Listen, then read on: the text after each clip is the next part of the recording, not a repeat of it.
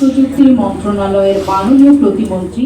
কোটা সংস্কার আন্দোলন ঘিরে মোবাইল ইন্টারনেট বন্ধ থাকায় বেশ কিছুদিন যাবৎ ফেসবুক, মেসেঞ্জার, হোয়াটসঅ্যাপ, ইমো সহ অন্যান্য অ্যাপ ব্যবহার করা যাচ্ছে না একেবারেই। এ বিষয়ে রবিবার সিদ্ধান্ত আসছে বলে জানান ডাক, টেলিযোগাযোগ ও তথ্য প্রযুক্তি প্রতিমন্ত্রী জুনায়েদ আহমেদ পলক। পরিষ্কার দেখা যাচ্ছে যে এই সাধারণ প্রতিমন্ত্রী বলেন, মোবাইল ইন্টারনেট তথা 4G চালুর জন্য 28 জুলাই রবিবার মোবাইল অপারেটরদের সঙ্গে বৈঠক করে সিদ্ধান্ত জানানো হবে। 27 জুলাই শনিবার রাজধানীর আগারগাঁওয়ে ডাক ভবনে সজীব ওয়াজেদ জয়ের 54তম জন্মদিন উপলক্ষে সারা দেশে 1 লাখ গাছের চারা রোপণে শান্তির জন্য বৃক্ষ ট্রি ফর পিস অনুষ্ঠানে প্রধান অতিথির বক্তব্যে তিনি এ কথা বলেন। এ সময় পলক বলেন, শিগগিরই মোবাইল ইন্টারনেট খুলে দেওয়া হবে। রবিবার সকাল 9টায় এমটবের সঙ্গে বৈঠক হবে। বৈঠকে সন্তুষ্ট হলে রবি বা সোমবার মোবাইলের 4G নেটওয়ার্ক সম্পূর্ণ খুলে দেওয়া হবে। আমরা আগামীকাল সকাল 9টায় মোবাইল নেটওয়ার্ক অপারেটরদের সাথে বৈঠক দিয়েছি। সেই বৈঠকে আলোচনা সাপেক্ষে আমরা যত দ্রুত সম্ভব আমরা চেষ্টা করছি আগামীকাল পরশুর মধ্যেই তাদের সাথে আলোচনা করে আমরা মোবাইল ব্রডব্যান্ডটা 4G নেটওয়ার্কটা আমরা উন্মুক্ত করে দেব। তিনি আরো বলেন, ইন্টারনেট শাটডাউন করা হয়নি। ইন্টারনেট বন্ধ হয়েছিল 3টি ডেটা সেন্টার ও শত শত কিলোমিটার তার পুড়িয়ে দেবার জন্য। এর জন্য শুধু টেলিকম খাতে 500 কোটি টাকা এবং সব মিলিয়ে 100 কোটি টাকার ক্ষতি হয়েছে।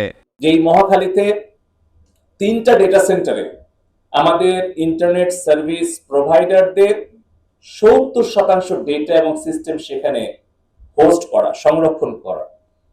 আমাদের 34টা ইন্টারন্যাশনাল ইন্টারনেট গেটওয়ে, প্রায় 18টি আইআইজির সিস্টেম এবং ডেটা সেখানে ওই 3টা ডেটা সেন্টারে হোস্ট করা। তার পুনর্বাসন অধিদপ্তরের নিচতলায় পুরোটা পুড়িয়ে দিয়েছে।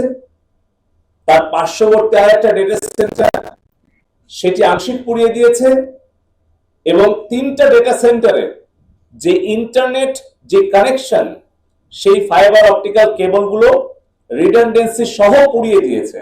নাশকতা পরিকল্পিত উল্লেখ করে পলক বলেন, 18 জুলাইয়ের মোবাইল অপারেটরদের তথ্য উপাত্ত বিশ্লেষণ করে দেখা গেছে ঢাকার উত্তরা, রামপুরা, মোহাম্মদপুর, যাত্রাবাড়ি ও গাজীপুরে 50,000 থেকে 1 লাখ নতুন সিম কার্ড ব্যবহার করা হয়েছে। কিছু মোবাইল ফোন সিম সেখান থেকে তারা কিন্তু শিফট করে তারা কিন্তু এই ঢাকার যেই প্রায় 10টা-15টা জায়গায় অতিরিক্ত প্রায় 50,000 থেকে 1 লক্ষ নতুন সিম কার্ডের আবির্ভাব ঘটে। এগুলো তথ্য উপাত্ত এবং সূত্র বিশ্লেষণ করে দেখা যাচ্ছে সেই সকল এলাকার কিন্তু অনেক বিএনপি, ছাত্রদল, জামাত এবং শিবিরের চিহ্নিত তালিকাভুক্ত সন্ত্রাসীরা এই কয়েকদিন ঢাকামুখী ছিল এবং সেই সকল এলাকায় তারা অবস্থান গ্রহণ করেছে। ক্ষয়ক্ষতি নিয়ে তিনি বলেন, ঢাকা বিভাগের 17টি জায়গায় হামলা হয়েছে। মহাখালীতে 3টি ডেটা সেন্টার, 18টি আইআইজির সিস্টেম রয়েছে। সেখানে থাকা আইএসপির 70% সার্ভার থাকে। তাই ইন্টারনেট একাই বন্ধ হয়েছে। এতে সরকারের কোনো হাত নেই। আমরা ইন্টারনেট সারা দেশে বন্ধ করিনি, ইন্টারনেট বন্ধ হয়ে গেছে। তারপরে 2 দিন পরে আমরা জানতে পেরেছি ঢাকা চট্টগ্রামে যে সাবমেরিন কেবলের যে কানেক্টিভিটি, যেটা আমাদের ফাইবার অপটিক্যাল কেবল দিয়ে চট্টগ্রাম থেকে, কক্সবাজার থেকে চট্টগ্রাম হয়ে ঢাকায় আসে, সেই কেবলটা মাটির নিচ দিয়ে থাকে, কারণ এটা আন্ডারগ্রাউন্ড ফাইবার অপটিক্যাল কেবল। কিন্তু আপনারা জানেন যে যেখানে সেতু কিংবা সড়ক মেরামত করতে হয়, সেখানে এই মেরামত চলাকালীন সময়ে সেই কানেক্টিভিটিটা আপ অ্যান্ড রানিং রাখার জন্য ওভারহেড নিতে হয়। কয়েকশো মিটার ওভারহেড ছিল কাঁচপুরের জায়গার কাছাকাছি। সেখানেও সন্ত্রাসীরা সেই কয়েকশো মিটার যেটা উপরে ছিল সেটাও পুড়িয়ে দিয়ে।